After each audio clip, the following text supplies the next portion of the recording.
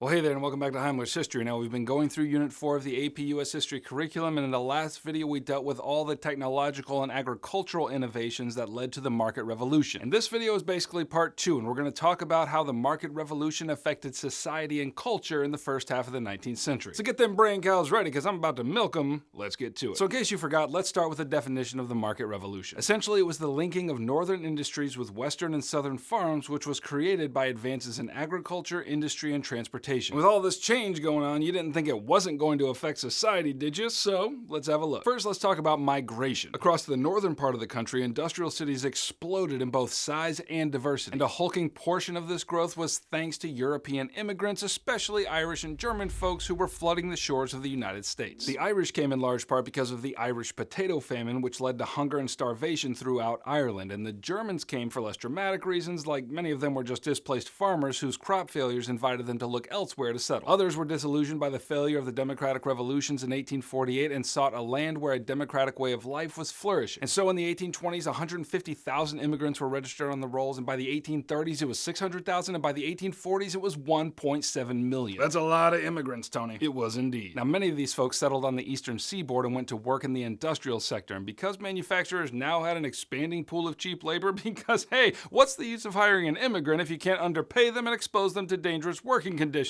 I mean, am I right?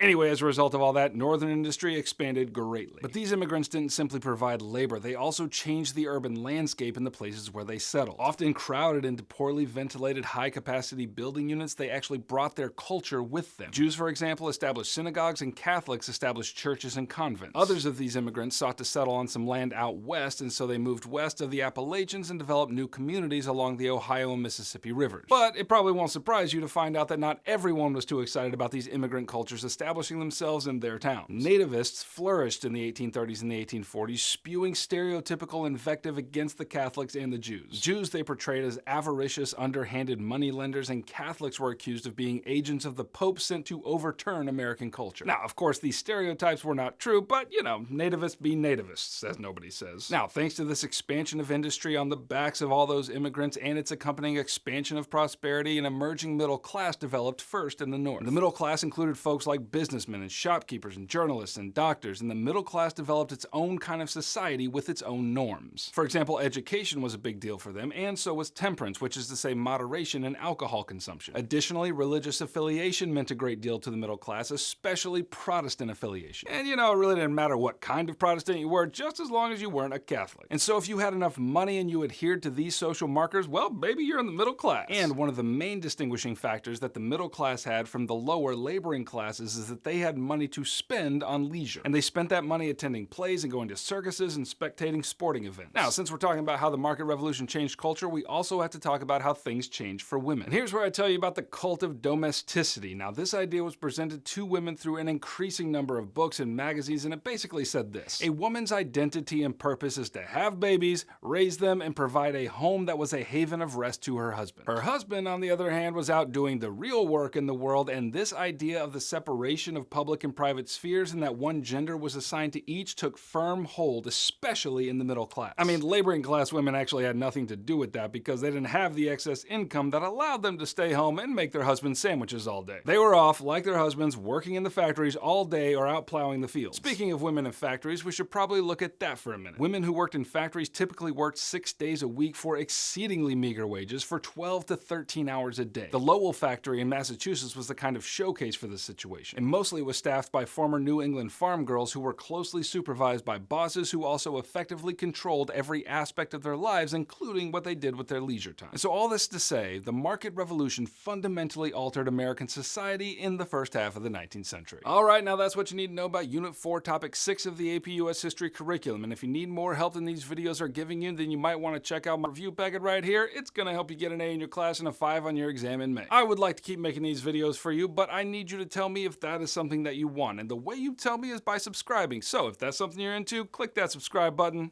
Heimler out.